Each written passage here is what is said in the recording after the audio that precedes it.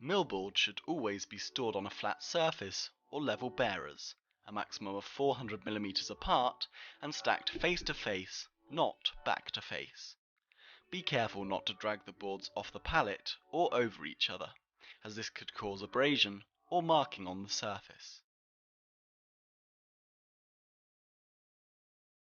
Millboard has been designed to replicate the natural variances of timber, and is manufactured to have tonal variance in the colour. It is best to lay boards out a day before installation to ensure tone and grain variation is accounted for, and also to help the boards adjust to the climate of the project location.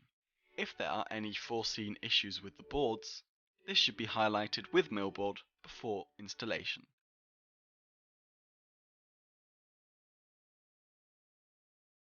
Millboard is a hand-molded product, therefore slight variances in the board dimensions should be expected. Tolerances we deem as acceptable are a length of plus or minus 5mm, a width of plus or minus 3mm at the top, and a thickness of plus or minus 2mm in the middle. We recommend that boards are laid to a slight fall away from the building to aid drainage. Joist spacing of 400mm centers is recommended for normal residential use. On commercial use, we recommend 300mm centers. A minimum of 3 joists is required for any cut boards.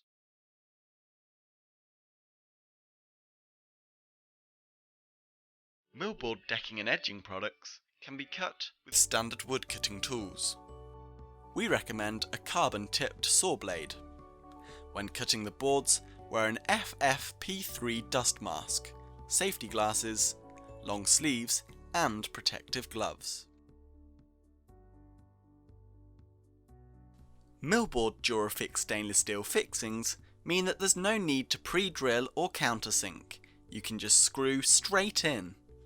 We advise using a standard driver with the bit provided, and not an impact driver to fix the Durafix screws to the decking, as this can break the drive bit and screw head, as well as impede the board from being fixed directly against the subframe. The Durafix 45mm screws should be used when using the Geospan framework. For best results, coat the fixings in silicone spray before use. When screwing in, push firmly on the screw whilst applying pressure to the board, finishing the screw head 5mm below the last stained surface. This should leave a minimal witness mark. Failure to use our Durafix fixings with the bit provided, or not fitting according to these guidelines, may invalidate the warranty and affect the overall look of the deck. 2 fixings per board should be used where the board crosses a joist. We advise to use 3 at the ends of the boards. The fixings at the end of the boards should be fixed at a slight angle, positioning the screws 20 to 25mm from the ends and 20mm minimum from the sides of the boards. Board ends should be supported by a minimum of 20mm.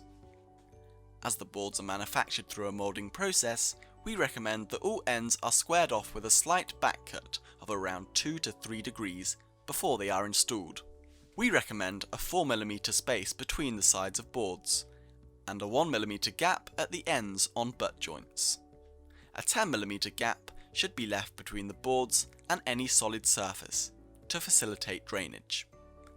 Start installing the first row of boards to a string line, fixing the boards at one end, then affixing in the middle, adjusting spacing as necessary with the Millboard multi-spacers. Then fix to the remaining joists. We recommend checking the boards against the string line every 4th to 5th row. As there may be slight variation in width, length and thickness, packers can be used to create a flat finish between 2 boards. Therefore, it is best for screws to be left at butt joints until both boards are together.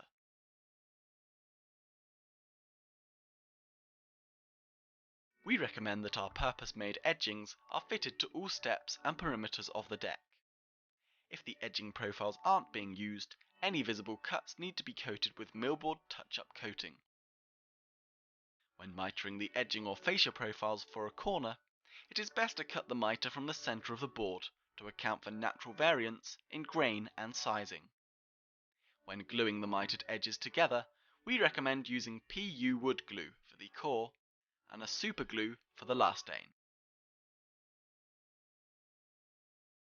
When two edging or fascia lengths come together along the deck, these should be put together on a 20-degree angle back cut so that one piece slides over the top of the other.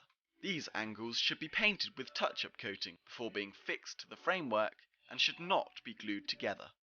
If using the 50mm wide edgings, ensure they are supported on a joist by a minimum of 25mm.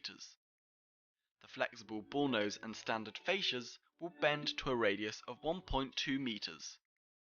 These profiles need to be at least room temperature, or 20 degrees Celsius, to bend to this radius. When fixing the flexible edging and fascia, start from the end with a double fixing point and work along, fixing at 200 to 300mm intervals as you go.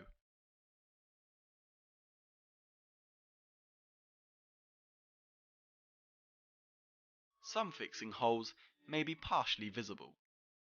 All edging and fascia profiles need to be fully supported along their length and fixed at 300mm centers.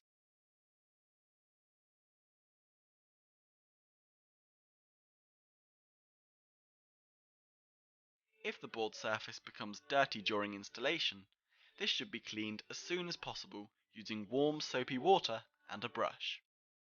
Clean your decking when required to remove leaves and general dirt particles. Cover the boards from any surrounding building works or painting that could mark the surface of the boards. Stubborn marks may be removed with a range of different cleaners depending on the mark.